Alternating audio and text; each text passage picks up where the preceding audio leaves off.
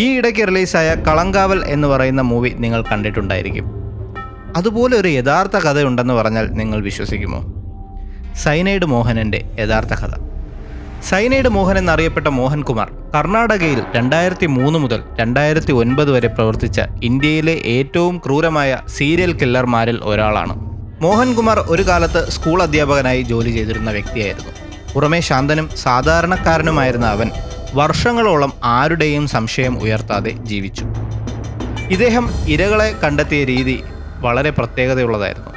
പ്രധാനമായും വിവാഹം തേടുന്ന അവിവാഹിത സ്ത്രീകളെയാണ് അവൻ ലക്ഷ്യമിട്ടത്. ബസ് സ്റ്റാൻഡുകൾ, ക്ഷേത്ര പരിസരങ്ങൾ, പൊതുസ്ഥലങ്ങൾ എന്നിവിടങ്ങളിൽ നിന്ന് പരിചയപ്പെടും.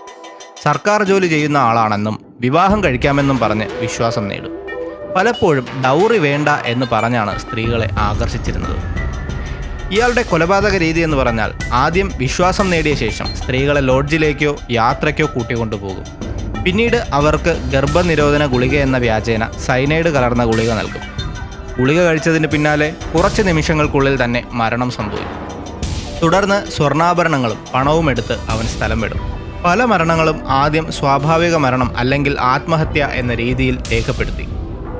ഇരകളുടെ എണ്ണം പരിശോധിക്കുകയാണെങ്കിൽ ഔദ്യോഗികമായി 20 സ്ത്രീകളെ കൊലപ്പെടുത്തിയതായി അന്വേഷണ സംഘം സ്ഥിരീകരിച്ചു. യഥാർത്ഥ എണ്ണം ഇതിലും കൂടുതലാകാമെന്ന സംശയവും നിലനിന്നിരുന്നു. 2009 കർണാടക പോലീസ് നടത്തിയ വിശദമായ അന്വേഷണത്തിനൊടുവിൽ മോഹൻകുമാർ അറസ്റ്റിലായി. വീട്ടിൽ നിന്ന് സൈനൈഡ്, വ്യാജ തിരിച്ചറിയൽ രേഖകൾ, ഇരകളുടെ ആഭരണങ്ങൾ എന്നിവ കണ്ടെടുത്തു. വിവിധ കേസുകളിൽ മരണശിക്ഷ വിധിച്ചെങ്കിലും പിന്നീട് ഉയർന്ന കോടതികൾ പലതും ജീവപര്യന്തം തടവാക്കി മാറ്റി. ഇപ്പോൾ അവൻ ജീവപര്യന്തം ശിക്ഷ അനുഭവിച്ചുകൊണ്ടിരിക്കുന്നു. ഈ കേസ് ഇന്ത്യയിൽ സീരിയൽ കില്ലർമാരെക്കുറിച്ചുള്ള ചർച്ചകൾക്ക് വഴി തുറന്നു. സ്ത്രീകളുടെ സുരക്ഷ, കാണാതാകുന്ന കേസുകളുടെ ഗൗരവം, പോലീസ് അന്വേഷണത്തിലെ പാളിച്ചകൾ എന്നിവ വീണ്ടും ചർച്ചയായി.